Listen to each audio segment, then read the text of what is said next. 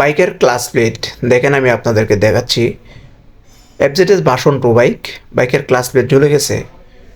Class প্লেটটা কী কারণে জ্বলে? মূলত প্রথম রিজন হচ্ছে, আমরা বাইক যখন জ্যামে নিয়ে দাঁড়াই, 3 নাম্বার গিয়ার থাকলে ওখান থেকে আমরা রাইড করার চেষ্টা করি, তখন ক্লাস প্লেট জ্বলে যায় খুব দ্রুত। আরেকটি বিষয় হচ্ছে, দেখেন আমি আপনাদেরকে যে বড় বাটিটা দেখাতেছি, এই বড় বাটি যখন আপনারা রিপেয়ারিং করবেন, আসলে রিপেয়ারিংটা আমি আপনাদেরকে দেখাচ্ছি।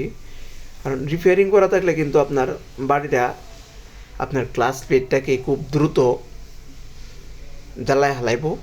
আমি বাংলা ভাষায় বলতেছি, কেউ কিছু মনে করবেন না আবার। এই যে দেখেন রিফিটগুলা, এই রিফিটগুলা যখন করা থাকবে তখন কিন্তু আপনার ক্লাস প্লেট খুব দ্রুত ঝুলে যাবে।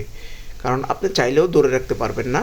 কারণ এই বাড়িটার সাথে যখন আপনার এটার ভিতরে মাউন্টিং রাবার ঢোকায়া দিয়ে আপনার রিফিট করা হয়, তখন কিন্তু অ্যাকুরেট থাকে না। সো আপনারা যখনই বাইকের ক্লাস প্লেট লাগাবেন, অবশ্যই চেষ্টা করবেন ক্লাসের মাউন্টিং বাডি সহ লাগানোর জন্য। সো সবাই ভালো থাকবেন, সুস্থ থাকবেন। আর বাইক আপনারা অবশ্যই সাবধানে রাইড করবেন। যেটা মূল বিষয় সেটা হচ্ছে, অবশ্যই আপনারা জ্যামে থাকলে 1 নাম্বার গিয়ার নিয়ে আসার চেষ্টা করবেন। যদি 1 নাম্বার গিয়ার নিয়ে আসেন, তখন কিন্তু আপনার বাইকের ক্লাস প্লেট থেকে আপনি অনেক লং টাইম চালাতে পারবেন। প্রতি 12,000 কিলোমিটার পর অয়েল স্টেনার ক্লিন করাবেন। আসসালামু